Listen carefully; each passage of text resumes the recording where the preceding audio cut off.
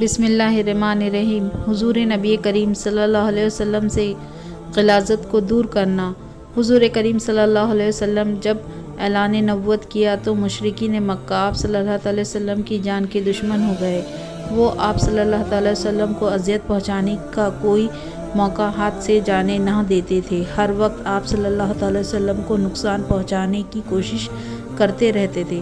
حضرت عبداللہ بن مسعود رضی اللہ تعالیٰ عنہ سے مروی ہے کہ ایک مرتبہ حضور کریم صلی اللہ علیہ وسلم حرم کعبہ میں نماز پڑھ رہے تھے۔ دوران نماز ابو جہل نے کہا، کوئی ہے جو فلاں قبیلے کی ذبح کیے ہوئے اونٹ کا گوبر، خون اور بچہ دانی لا کر آپ صلی اللہ علیہ وسلم کے کندھوں پر حالت سجدے میں رکھ دے۔ پھر وہ غلاظت چیزیں لا کر جب آپ صلی اللہ علیہ وسلم سجدے میں تھے تو آپ کی گردنوں کے درمیان رکھ دی گئیں۔ آپ صلی اللہ علیہ وسلم ان کے بوجھ کی وجہ سے کافی دیر تک سجدے میں رہے اور اس دوران مشرکین ہنستے رہے، یہاں تک کہ وہ ہنستے ہوئے ایک دوسرے پر گرنے لگے۔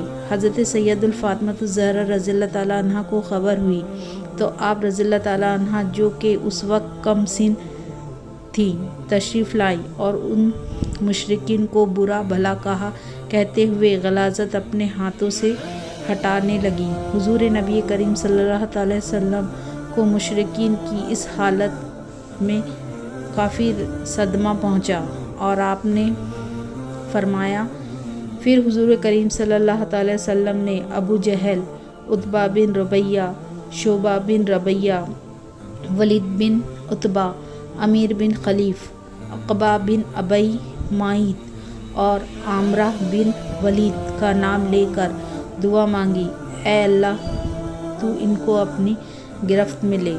حضرت عبداللہ بن مسعود رضی اللہ تعالیٰ عنہ فرماتے ہیں کہ اللہ کی قسم میں نے ان سب کی لاشیں جنگ بدر کے موقع پر خاک آلود ہوتی ہوئی دیکھی ہیں۔ پھر ان سب کی لاشوں کو اتنا ذلیل لت کے ساتھ گھسیٹ کر بدر کے ایک گڈھے میں ڈال دیا گیا۔ حضور نبی کریم صلی اللہ علیہ وسلم نے اس موقع پر فرمایا، گڑھے والوں پر اللہ کی لعنت ہو۔ حضرت سید فاطمہ الزہرا رضی اللہ تعالیٰ عنہ بھی کم سن تھی۔ حضور کریم صلی اللہ علیہ وسلم کعبے میں نماز پڑھ رہے تھے اور اس وقت وہاں بے شمار مشرکین موجود تھے۔ جب آپ صلی اللہ علیہ وسلم سجدے میں گئے تو عتبہ بن معیط نے آپ صلی اللہ علیہ وسلم کی پیٹھ مبارک پر اونٹ کی اوجڑی رکھی تھی۔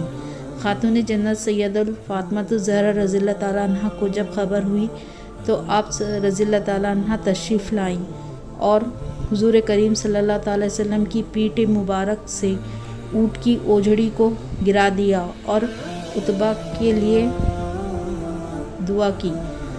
حضور نبی کریم صلی اللہ علیہ وسلم ایک مرتبہ راستے سے گزر رہے تھے کہ ایک بدبخت نے آپ صلی اللہ علیہ وسلم کے سر مبارک پر خاک ڈال دی۔ آپ صلی اللہ علیہ وسلم اسی حالت میں گھر تشریف لائے۔ حضرت سید فاطمہ الزہرا رضی اللہ تعالیٰ عنہ نے آپ صلی اللہ علیہ وسلم کی یہ حالت دیکھی تو بے قرار ہو گئی اور فوراً پانی لائی اور آپ صلی اللہ علیہ وسلم کے سر مبارک کو دھونے لگی، ساتھ ہی روتی جا رہی تھی۔